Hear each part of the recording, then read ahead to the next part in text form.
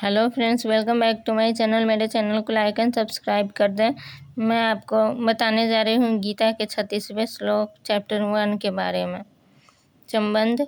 यहाँ यदि यह पूछा जाए कि आप त्रिलोकी के राज्य के लिए भी उनको मारना क्यों नहीं चाहते, तो इस पर अर्जुन अपने संबंधियों को मारने में लाभ का अभाव और पाप की संभावना बतलाकर अपनी बात को पुष्ट करते हैं।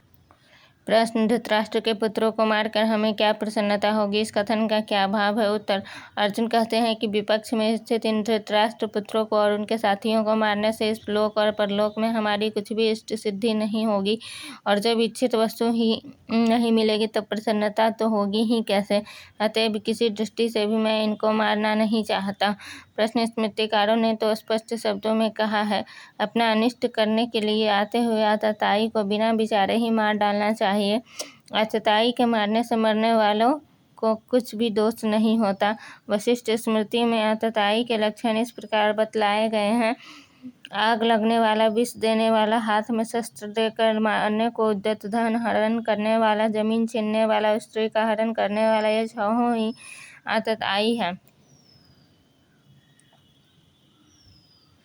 दुर्योधन आदि में आतताई के उपयुक्त लक्षण पूरे पाए जाते हैं। लाक्षा भवन में आग लगाकर उन्होंने पांडवों को जलाने की चेष्टा की थी। भीमसेन के भोजन में विष मिला दिया था। हाथ में शस्त्र लेकर मारने को तैयार थे ही जुए में छल करके पांडवों का समस्त धन और संपूर्ण राज्य हर लिया था। न्यायपूर्वक द्रौपदी को सभा में लाकर उसका घोर अपमान किया था और जयद्रथ उन्हें हरकर ले गया था। इस अवस्था में अर्जुन ने यह कैसे कहा कि इन आतताइयों को मारकर तो हमें पाप ही लगेगा?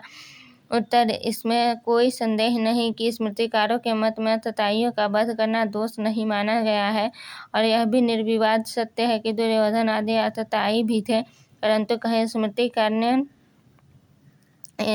एक विशेष बात यह कही है, जो अपने कुल का नाश करता है वह सबसे बढ़कर पापी है।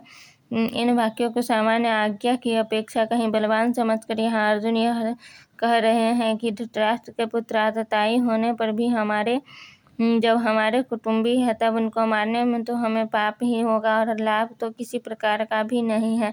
ऐसी अवस्था में मैं इन्हें मारना नहीं चाहता। अर्जुन ने इस अध्याय के अंत तक किसी बात का स्पष्टीकरण किया है।